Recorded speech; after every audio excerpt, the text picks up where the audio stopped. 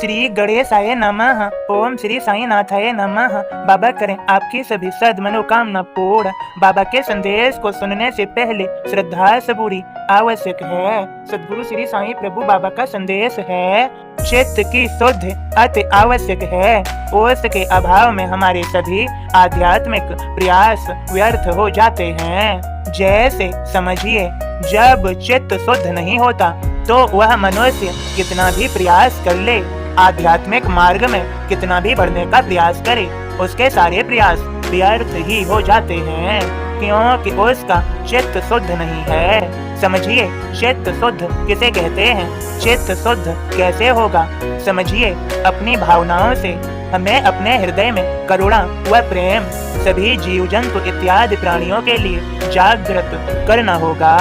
जब हमारे हृदय में करुणा व प्रेम होगा तो हमारे देखने का नजरिया शुद्ध होगा। जिस प्रकार हम देखते हैं कि हम पूजनादि इत्यादि धार्मिक आध्यात्मिक प्रयास तो करते हैं, लेकिन यहाँ चित्त शुद्ध न होने के कारण आध्यात्मिक प्रयास में विघ्न आते हैं, अड़चने आती हैं, और चित्त शुद्ध न होने के कारण इन अड़चनों में हिस्सा ले लेते हो। जैसे समझिए, कोई भी धार्मिक कार्यकलाप करते समय यदि कोई विघ्न आने लगे, जैसे भजन करते समय, ध्यान अवस्था में होते समय कहीं से शोर आने लगे जो ध्यान को भटकाने की कोशिश करे, और ऐसे समय ध्यान तभी भटकता है जब चित्त शुद्ध नहीं होता। मेरे बच्चों, सदा याद रखो, चाहे कितना भी शोर शराबा क्यों न हो, यहाँ पर समझिए, चाहे दुनिया उलट पुलट क्यों न हो जाए, हमें अपने मार्ग में अपने कार्य पर सदैव दृढ़ रहना चाहिए।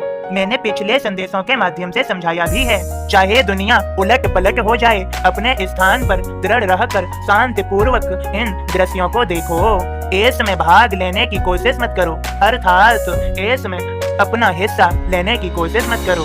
तुम्हें शांति पूर्वक यह दृश्य देखना है। जब शांत हो जाए तो अपने कार्य में, अपने मार्ग में दृढ़ता के साथ आगे बढ़ो, अपने कार्यकलापों को करो। मेरे बच्चों, यहाँ पर सभी का जीवन निर्धारित है।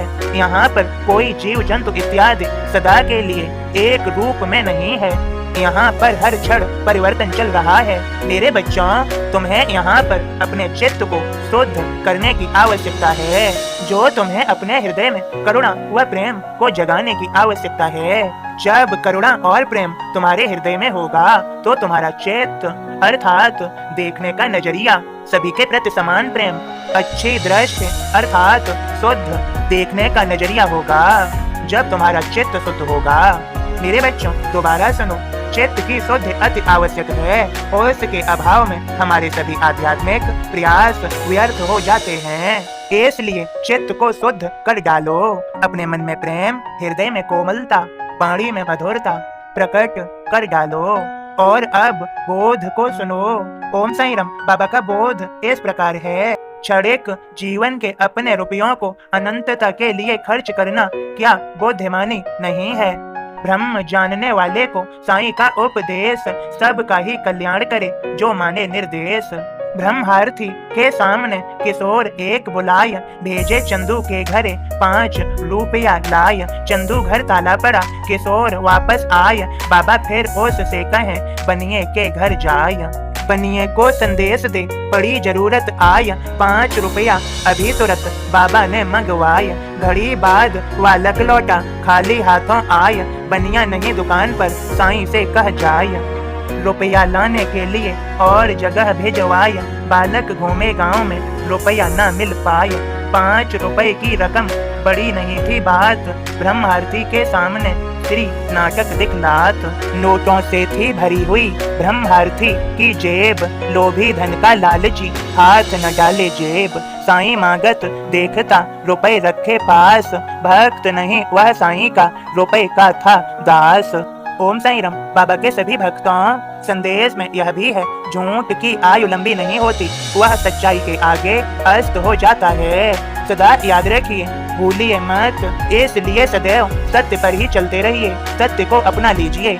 बाबा के संदेश बोध को अवश्य समझ लीजिए और बाबा की कृपा और आशीर्वाद को पा लीजिए। बाबा का संदेश बोध बाबा की कृपा और आशीर्वाद ही है। जो हम सभी भक्तों को मिल रहा है। हमारा जीवन बाबा श्री साईं अति सुंदर बना ही देंगे। हमें बाबा पर विश्वास है। बाबा के सभी भक्तों बस संदेश इतना ही। आप सभी को ओम साईं राम, जय साईं राम।